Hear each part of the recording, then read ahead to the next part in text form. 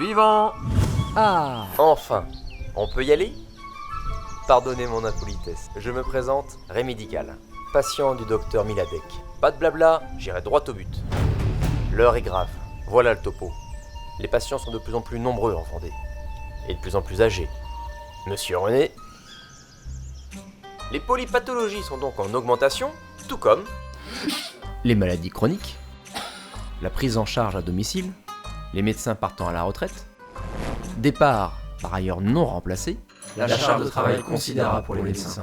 et le déséquilibre entre la démographie des paramédicaux et celle des médecins généralistes. Alors évidemment, aujourd'hui, tous ces paramètres amènent des séquelles. Et croyez-moi, c'est pas joli. Conséquences. Augmentation du nombre de personnes sans médecin traitant. Conséquences. Difficulté d'obtention d'un rendez-vous en urgence auprès d'un médecin généraliste. Conséquences. Augmentation des délais des rendez-vous. Conséquences. Inquiétude et insatisfaction de la population. Conséquences. Renoncement aux soins de la part de certains patients. Mais ce n'est pas tout. Pour les médecins, c'est l'épuisement. Et oui, l'augmentation du nombre d'heures et du multitâche ne va pas dans leur sens. Et c'est de plus en plus difficile pour eux de trouver du temps pour se former. Et encore plus pour former les internes au cabinet. Comment voulez-vous que les jeunes médecins s'installent avec cette représentation négative de la médecine libérale? Ils préfèrent rester remplaçants. Voilà, c'est le constat actuel, avec les conséquences actuelles qui en découlent. Et demain, c'est quoi les conséquences pour demain? Tout d'abord, il y aura une baisse de la qualité des soins par manque de temps médical. La prévention, l'éducation thérapeutique, la télémédecine, le travail en consultation pluriprofessionnelle, pouf, disparu. Ensuite, une augmentation du nombre de fermetures de cabinets médicaux.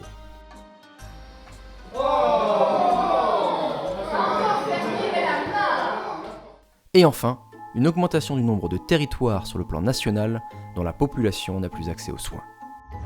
Conséquence, la santé de la population en péril, augmentation des complications des maladies chroniques, diminution des actes de prévention, augmentation de la mortalité due au manque d'accès aux soins.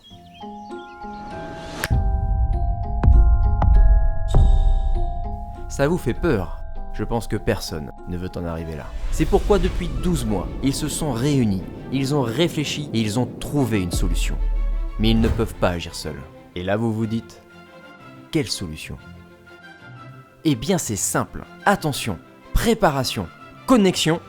La création d'un poste d'assistant de consultation en médecine générale. Votre objectif, si vous l'acceptez, c'est de répondre à 6 missions fondamentales qui vont tout changer. Première mission, l'aide lors de la consultation. Accueil et installation du patient dans le bureau médical. Prise de données paracliniques et aide au déshabillage. Préparation du matériel, aide aux soins et réalisation d'examens. Deuxième mission, les tâches administratives. Mise à jour du dossier médical, social et DMP, aide à la rédaction des documents administratifs. Troisième mission, la comptabilité. Règlement de la consultation, vérification de la comptabilité journalière, envoi des documents au comptable. Quatrième mission, la logistique. Vérification du stock, commande et rangement du matériel.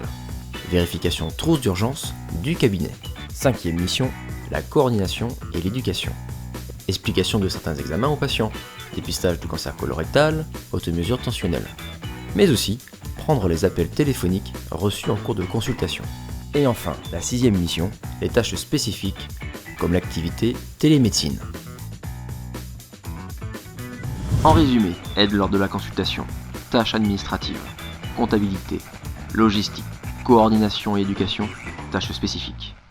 Et le plus important, qu'est-ce que ça va changer pour nous, les patients? Augmentation du nombre de consultations de 20%.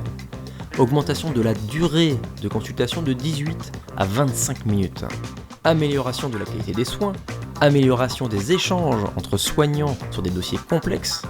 Plus de temps pour former les étudiants et se former. Éviter l'épuisement professionnel et favoriser le travail en équipe. Et des conditions sereines de travail incitant les jeunes médecins à s'installer. En somme, c'est sauver la population. Alors, on s'y met quand ?